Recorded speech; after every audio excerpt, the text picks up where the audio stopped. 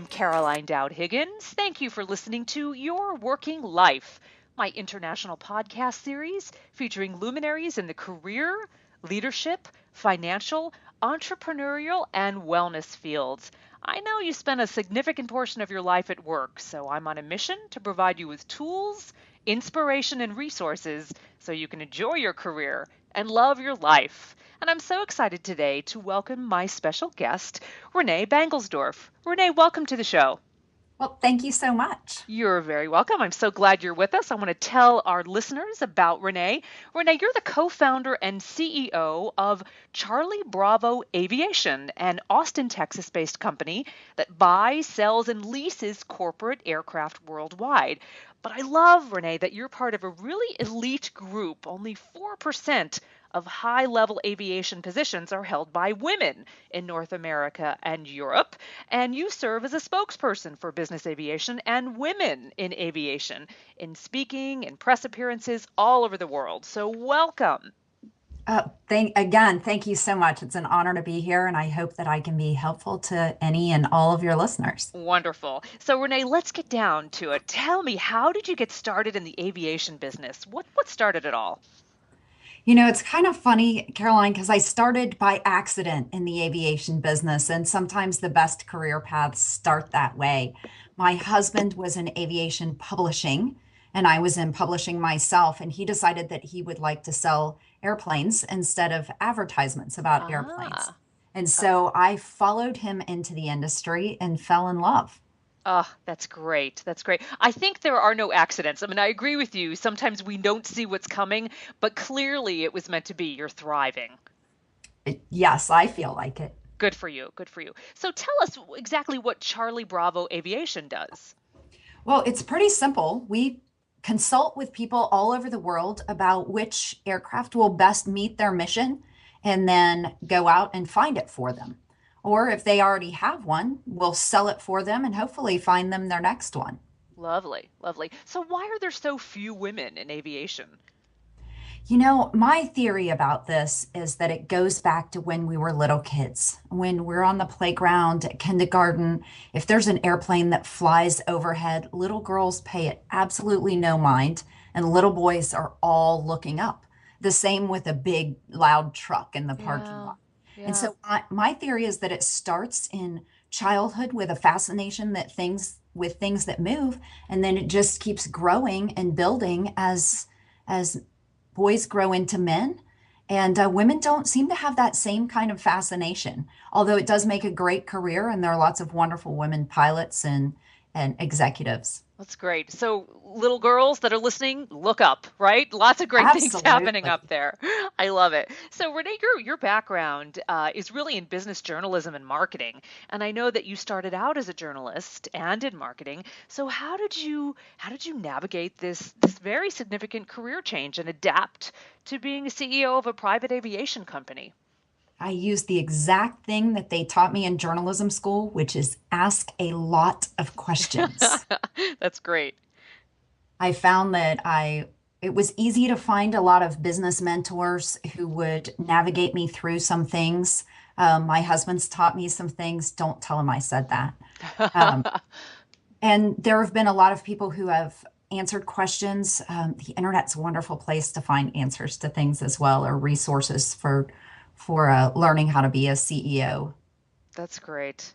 So you had mentors. Did you have sponsors, people that really helped you get to that next level?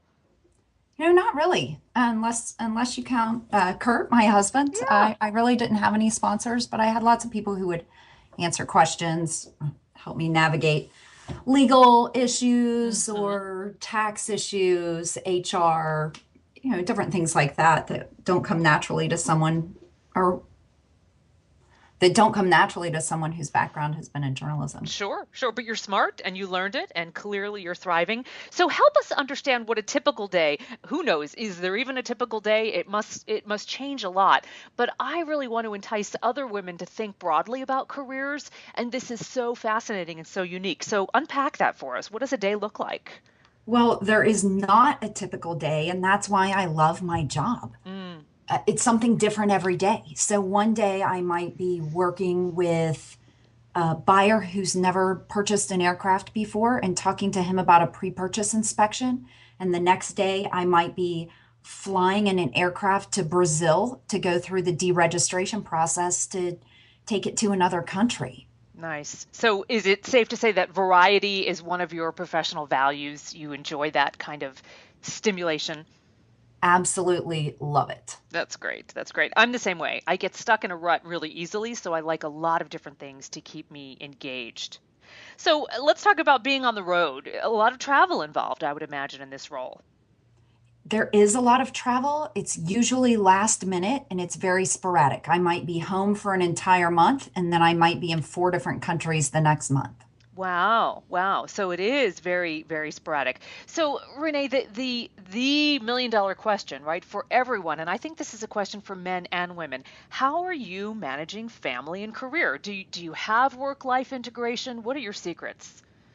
I think the most important thing, and I do have two children, they're both grown now, but when they were at home, we were involved in this business as well. Mm. And to this date, same as when they were younger, I involve them in the business to some extent so that they understand what we're doing and understand why we might be tied up in on an evening or who's coming over to our house and what their history is and what their relationship is to the company.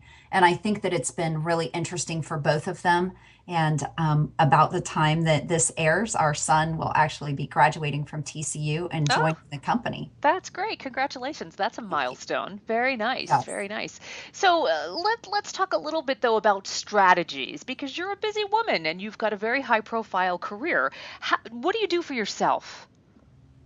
I'm an avid reader, Mm, and nice. I also have two high maintenance dogs that take I can out my. relate. Yeah. So reading, exercising, playing with dogs. Austin's a great town for outdoor activities, so I spend time outside. Very nice. Very nice. Good for you. And I'm glad to know that you're honoring yourself in this process. I think so many individuals don't. They're so busy taking care of others. And I think it's so important for us to prioritize ourselves and keep our own health and wellness in mind so we can be helpful to others in our life and in our career. So well done. Well done. So Thank you.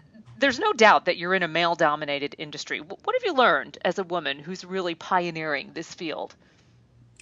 I've learned a lot from people who went before me, women who've become executives in the past, not even necessarily in the aviation industry.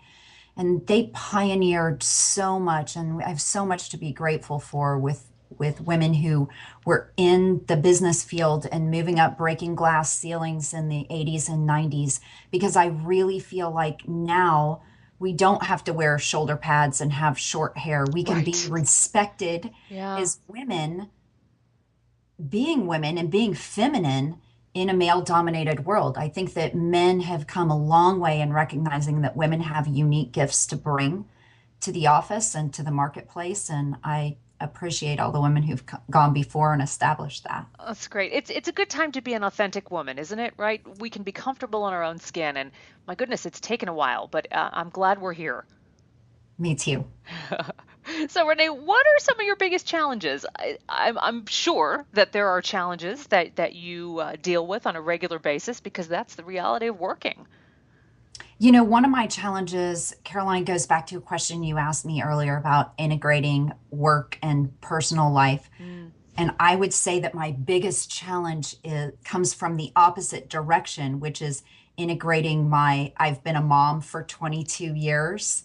And yeah. I bring that into the office where I work with people who are younger than me, and I want to mother them in some ways. Mm-hmm. And Mm-hmm. sometimes that's great to be nurturing and to be encouraging. And sometimes it means that I keep someone on the team longer than it's a good fit. Yeah. Uh, Sometimes it's time just to pull off the band-aid and fire someone. And it's been really difficult for me to learn when to do that and not let that person stay in a bad situation, in a situation that's not beneficial for either of us anymore. Right. Right. Well, good for you. It sounds like you've certainly evolved and learned the importance of that, especially in a business setting. So, well done. Well done.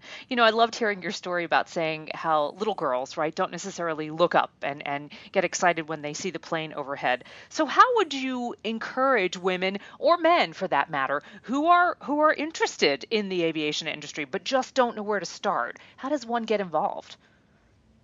One of the best places to start in the aviation industry is to hang out at FBOs. These are fixed base operations, and they're basically a service station or a taking off point for private aviation aircraft. A lot of times there are pilot training schools at these facilities where you can just hang out in the lobby and talk to pilots and talk to mechanics and get to know the aviation industry. These guys who are pilots love to sit around and talk about planes when they're not flying them.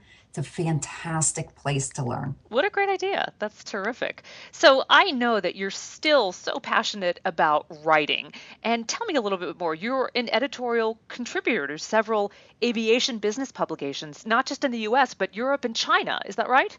That's true, yes. Tell me more. It really helps me to clarify my thoughts to write. I think it always has. And so when I write about things like what to expect in a pre-purchase inspection, or do you need title insurance for your aircraft, it helps me formulate my arguments really well so that and researching that information helps me to communicate clearly. I can't talk clearly today. Helps me That's okay. communicate clearly to my clients about the pros and cons of the different topics that I choose for my blogs or articles. Very nice. I also like that you're honoring your passion, right? So if this isn't something that you do on a regular day in, day out basis in your job, in your role, you can augment that passion by doing additional things. So I'm really pleased to see that you're honoring that passion. Well done. Well, I think diversity keeps you sharp. Very true. Very true. So Renee, give me an example of a crucial career lesson that you've learned along your journey. Wow, that's a loaded question, Caroline. Hmm. I've learned to ask for help. I've Good learned for to be you. humble, and I've learned to um, admit when I don't know everything. And I think that that's important, not just in my career, but in life, is to depend upon other people and to ask for help when I need it. Good for you. I think that's a sign of strength. So many people I encounter think they should be fearful about asking for help because they believe it shows a sign of weakness. And I couldn't disagree more. I think great people are successful and become successful because they ask questions and they ask for help. We need to embrace that. We need to do it more. So thank you for being a role model. Right? Yeah, we can't know it all. It's true. It's true. So Renee, two more questions and then I'll let you get back to your busy day. I know that paying it forward and giving back is a really important part of your personal core values. So tell me about some of the charities that you support and also other ways that you give back. One of the important things that I've chosen to do over the last couple of years is focus more on aviation based organizations to give to. Hmm. And those include a group called Skyhope Network, which in times of disaster or in emergencies will get donated flights to get people to where they need to go, or to get people out, or to get supplies in. And a couple of months ago, we flew um, some folks up to Moore, Oklahoma, when there were tornadoes in Moore, so that they could assess the needs and then send a bunch of supplies in to help clean up and rebuild. Oh, that's Um, great. During Haiti, the crisis in Haiti, I think that our organization probably sent close to 1,000 donated flights. These are flights that we didn't pay for, but the people who owned planes donated to get supplies, medical supplies, and food and water in to Haiti, and then to get critically ill patients and orphans out of Haiti. And I think that there was an entire town that was saved as a result of this because they were completely cut off. The little plane that we sent in there was landed on a road that drug runners had landed on Wow. previously, what the mayor told us, but they siphoned gas out of the tank of the aircraft to power the generators for the hospital for this town to keep people alive. Oh my goodness. Well done. What an amazing story. Thank you for Thank you. And sharing. then another another organization that we support is Phoenix Arising Aviation Academy, and that is an after-school program that teaches kids STEM learning through aviation. So they have a pretty neat program that we do, and we support that organization both by serving on the board and financially. That's great. That's great. Well done. Now, did you say STEM or STEM? Is this science, technology, Science, engineering, and technology, math? engineering, and math. Got it. Yes. Got it. So I'm hearing a new term now called STEM, which is science, technology, informatics, which might be IT, and math. So good job. That's exciting. And I Yeah. hope we encourage more young girls and young women to follow these paths. Yes, and I think either one of those stems work for aviation because you incorporate all of those things when you fly a Yeah. plane. Well done. Well done. So my last question for you, Renee, what advice do you have for women who are considering a career change? I think my advice would be to discover what your passion is and to discover what you're good at and try to find a way to combine those two things. Because if you do that, your job doesn't wear you out, it energizes you. So well put. Wonderful. Rene Banglesdorf, what a joy to have you on. Lovely to hear about your career, and I'm delighted that you're thriving. I wish you great success, and I hope you'll come back and join us again. Thank you for tuning into Your Working Life, where my goal is to help you design your career destiny so it doesn't happen by default. Thank you, Renee. Thank you. True career satisfaction is possible, and it's time to embrace what you love doing so you can do more of it. I'm Caroline Dowd-Higgins. Take good care.